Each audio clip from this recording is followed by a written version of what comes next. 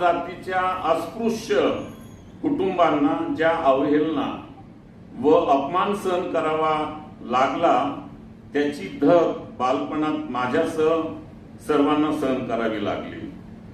शत्रूच्याही वाट्याला येऊ नये असे दारिद्र्य व सामाजिक व्यवस्थेचे बसणारे असह्य चटके माझ्या आईवडिलांसह मीही सहन केले।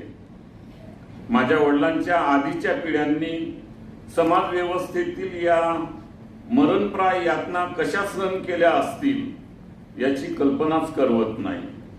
अशा स्थितीत दादांनी म्हणजे माझ्या वडिलांनी त्यांच्या भावंडांना व आम्हा मुलांना शिकवलं, कारण त्यांच्यावर भारतरत्न डॉक्टर बाबासाहेब आंबेडकरांच्या विचारांचा प्रभाव होता व त्यांनी शिक्षणाचं महत्त्व ओळखलेलं होतं।